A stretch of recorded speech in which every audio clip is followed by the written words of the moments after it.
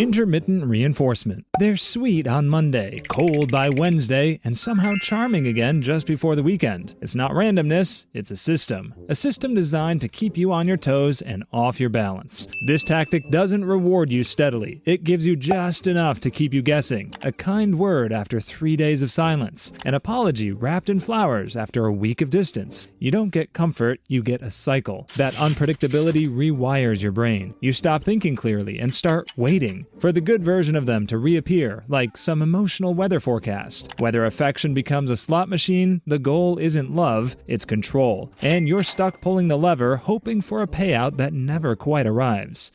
Triangulation. Someone says, "Just so you know, Jessica thinks you've been difficult lately." It feels like a warning, but it's actually a tactic called triangulation. It's turning a two-person problem into a three-person maze. The point isn't to solve the conflict, but it's to stir it up, like drama-flavored seasoning. By dragging in a third person, the manipulator avoids direct conversation and lets everyone stew in confusion, like a group project where no one knows who actually did what. This shows up in messy friend circles and toxic workplaces. It makes you doubt yourself, chase clarification, and wonder who's saying what behind closed doors. And the fix is simple. Invite the third person into the room and ask for clarity. Most manipulators scatter the second some real accountability shows up.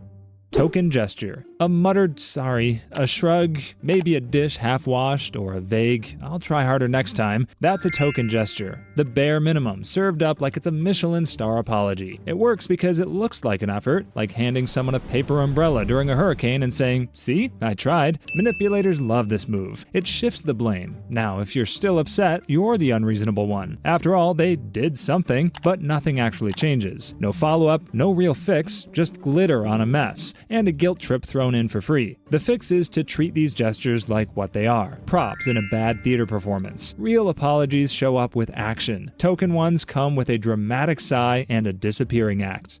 Playing dumb. They didn't forget, they didn't misunderstand, they're just pretending not to know, because confusion is a great way to dodge responsibility. It's not clumsiness, it's basically a strategy. When someone messes up and suddenly can't remember, can't follow, or acts like your reaction came out of nowhere, that's not a blank slate, that's a clean exit. And now you're doing the heavy lifting, explaining, justifying, softening the blow, while they play the innocent. It's a subtle shift in power. You move from being hurt to being the one trying to clarify. Meanwhile, they stay quiet, nod, maybe throw in a harmless, "Oh really?" as if they've never heard of emotions before. The best response is to stop the lesson before it starts. Foot in the door. It starts small, like a quick favor. Maybe they ask for help moving a chair. 10 minutes later, you're reorganizing their entire garage and fixing the Wi-Fi. That's the foot in the door tactic. Say yes to something tiny, and suddenly you're stuck saying yes again just to stay polite. It works because turning someone down after already helping feels awkward, like walking out mid-sentence. This isn't about the chair, it's about getting you to agree before you realize what's happening. The small request sets the trap, and the big ask pulls it shut. To spot it, listen for that casual tone, paired with vague details. If it starts with, "Can you help real quick?" there's a decent chance it won't be. Setting boundaries early saves you the rest of your weekend, and your spine. Information overload. You ask a simple question. What comes back is a 10-minute speech, starting with something that happened in 1987. Somewhere in there is your answer, probably, but now your brain feels like it's been hit by a trivia tsunami. This is information overload, a tactic where someone buries you in details to hide the point. It sounds helpful and smart, but it's just a distraction with better grammar. By the time they're done explaining, you're so confused or tired that you just give in. It works because people mistake long-windedness for logic. But underneath the wall of words, there's usually just fog. If you catch it early, cut through with something simple like, "Let's stay on track," or ask, "What exactly are you trying to say?" No need to dig through the haystack if you know the needle isn't even in there.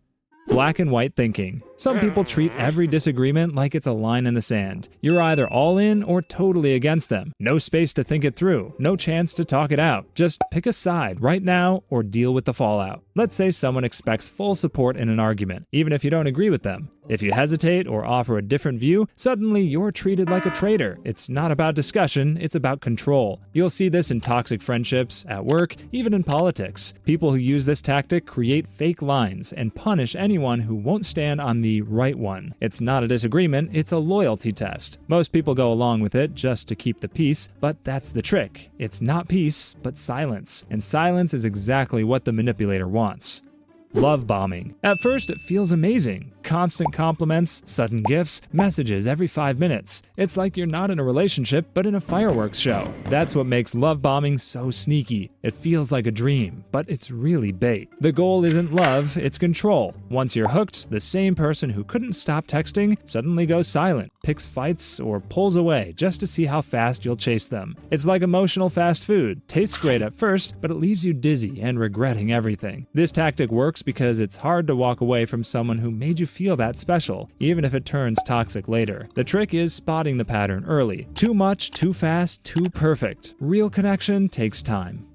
The guilt trap. You didn't do anything wrong, but now someone's sighing loudly while doing the dishes you didn't even know needed washing. Suddenly, you feel bad. That's the trap. Guilt tripping is emotional pressure dressed up as self-pity. Instead of asking for help, manipulators hint, moan, or act overworked until you step in out of shame. It's not about teamwork, it's about making you feel like the villain in a story you didn't even write. They don't say what they want, instead, they just act like they've already been betrayed. This tactic works best on kind people, people who want to help but end up helping for all the wrong reasons. The fix is simple: don't play detective. If someone won't say what they need, you don't owe them anything until they do. False choice. This one's sneaky because it sounds polite. You're asked to choose between two options, but both are terrible. It's like being offered broccoli or more broccoli and told you're lucky to have a say. False choice is a trick where someone gives you a decision, but they've already boxed you in. You're not actually deciding, but you're just picking the flavor of your own inconvenience. It's like asking if you want to be late to work because of traffic or because your shoes exploded. Either way, you're still late. This tactic works because it feels like a compromise, but real choices aren't traps in disguise. If the options both benefit the other person, it's not a choice. Then it's a setup. Step back and ask, why are these the only two options? And most of the time, there's a door they didn't mention. The victim card. Some people never run out of bad luck, or at least that's what they want you to think. Everything's unfair, no one understands them, and somehow you're the one who has to fix it. This is the victim card, and it's not about real pain, it's about control through sympathy. They turn every problem into a tragedy and every conversation into a rescue mission. The more you help, the deeper you get pulled in. It's less help me, more do everything while I sigh dramatically. This tactic works because decent people care, but there's a difference between support and emotional babysitting. If someone's always in a crisis but never takes responsibility, it's okay to stop playing lifeguard. Let them swim or sink. Either way, you're not the flotation device. Echochamber pressure. This one doesn't shout, but it repeats over and over. The same opinions, the same praise, the same warnings, all coming from people who think exactly alike. We call this the echo chamber, where everyone agrees because no one new is allowed in. It works because repetition feels like truth. If 5 people say the same thing, it must be right? Even if those 5 people all read the same tweet from the same guy last night. It's like a group project where nobody checks the math, but everyone keeps clapping. Manipulators love echo chambers. They build them to reinforce their message and shut out anything that might poke holes in it. If you find yourself surrounded by voices that sound identical, you're not in a discussion, you're in a sound check. Scarcity pressure. Did people sometimes try to rush you by pretending time's about to run out? They say it's the last chance, the only spot, the final offer. It sounds very urgent, but it's usually fake. It's like someone yelling limited edition while printing 1,000 more in the back. Scarcity pressure messes with your brain. You feel like you have to decide right now, even if you're not ready. That panic is the whole trick. When you're rushing, you're not thinking. This move shows up in sales, relationships, and even fake apologies. If they say act fast, maybe pause instead. Real choices don't expire in 30 seconds. False generosity. Some people do you a favor just so they can hold it over your head later. They act like handing you a pen means you now owe them emotional support, dinner, and maybe your Netflix password. This is false generosity, when kindness comes with strings attached. It's not about helping, it's about setting up a future guilt trip. It's like giving you a cookie, then asking you to paint their house because of it. Manipulators use this to make you feel selfish if you say no later. But if the favor wasn't really free, it wasn't generous in the first place. Kindness without pressure is a gift. Everything else is just a setup.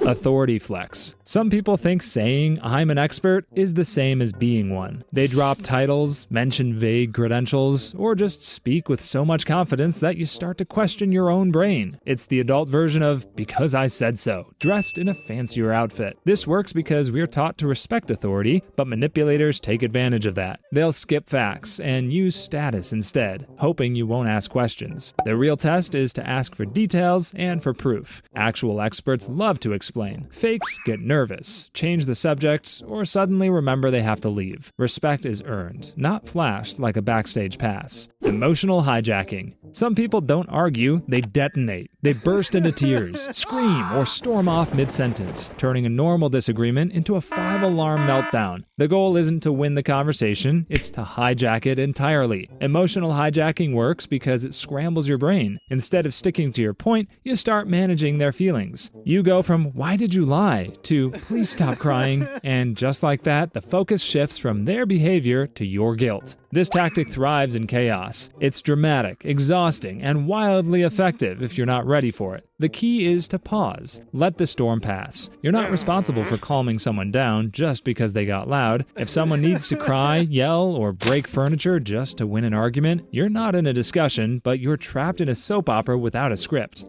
Gaslighting. Imagine remembering a clear event, what was said, what happened, and how it made you feel, only for someone to calmly tell you none of it happened. Not like that, not at all. And maybe you misunderstood. Again, that's gaslighting. It's not just lying, it's twisting reality until even your own memories feel unreliable. Let's say you bring up a hurtful comment someone made. Instead of owning it, they say, "That's not what I said, you're imagining things again." You start replaying it in your head like it's a courtroom drama. Only you're the defendant, the jury, and the guy getting gaslit. And just like that, you're arguing with your own brain while they sip tea like nothing happened. It works because confidence can steamroll the truth, at least in the moment. Say a lie calmly and often enough, and people start to doubt themselves. And once you lose trust in your own memory, you stop fighting back.